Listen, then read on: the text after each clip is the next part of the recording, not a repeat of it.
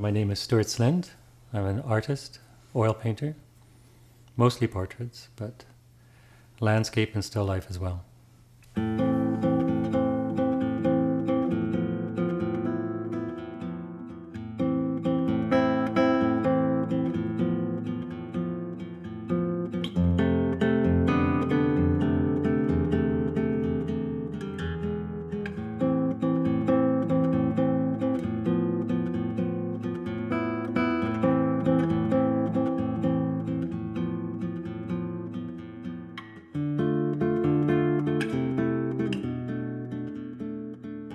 When you're painting people, you're really painting self-portraits.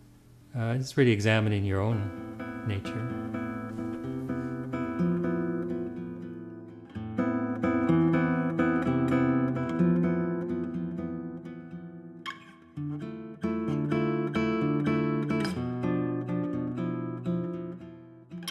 The start of the painting is the idea, and you get that when you first can say sitting with a model. You try to get some dialogue going. It's mostly a dialogue between me and the model. I look at the model. I try to kind of feel what my response to the model is.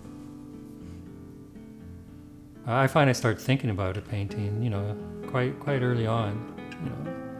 And even as I'm painting the painting, I'm quite often thinking about the next one, or even the one after, and so on.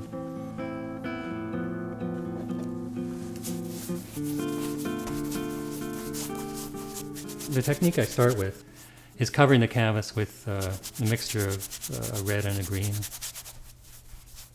I mix my two pigments, my alizarin crimson and sap green together, and I cover the whole canvas.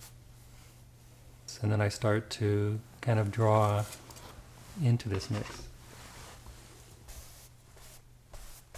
What I'll do is I'll do a vertical line first, down the axis of the midpoint of her face, like she's pretty well looking directly at me. So when I first started teaching, I was quite surprised how much I enjoyed it.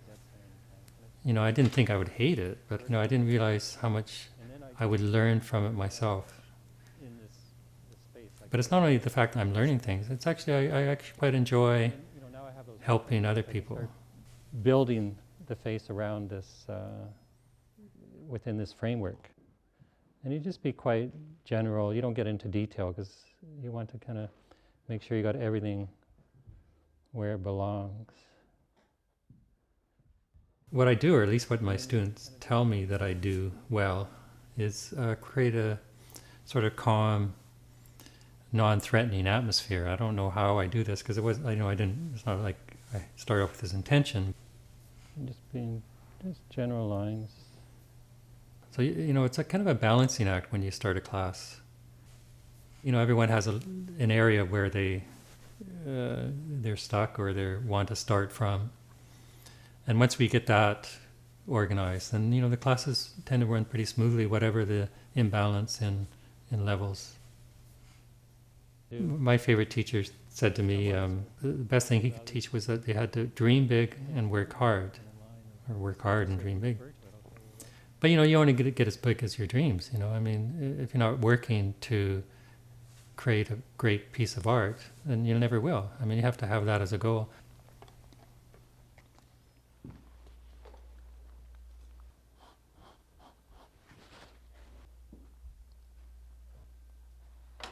Well, I think the most important thing in painting is to enjoy the process.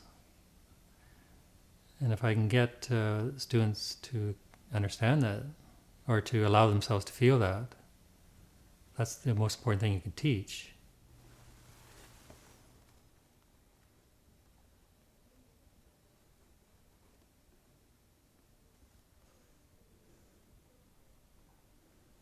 A lot of people think when the paintings are coming fast and furious and you're in the studio and bang a painting, bang another painting, that's a creative time.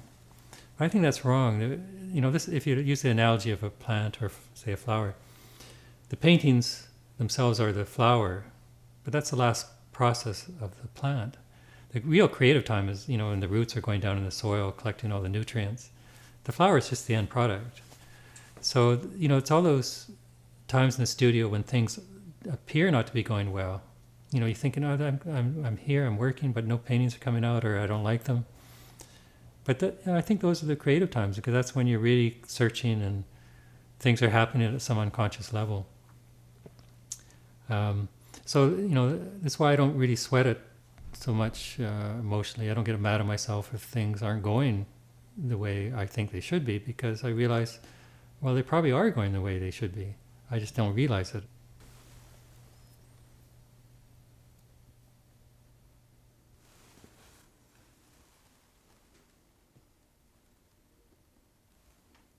You know, I was really reluctant, probably like a lot of students, when you first start, you're kind of reluctant to call yourself an artist. You think, oh, that's too big a title.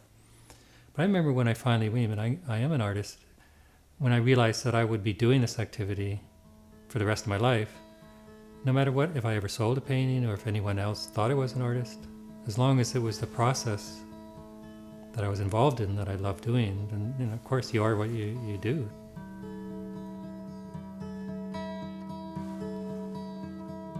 So that's it. It's done.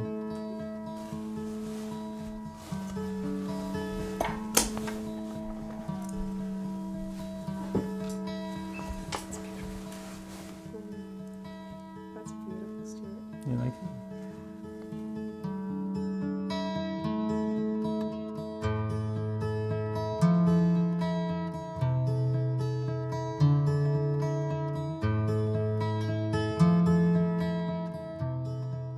I think the most important thing in life in general would be to enjoy what you're doing.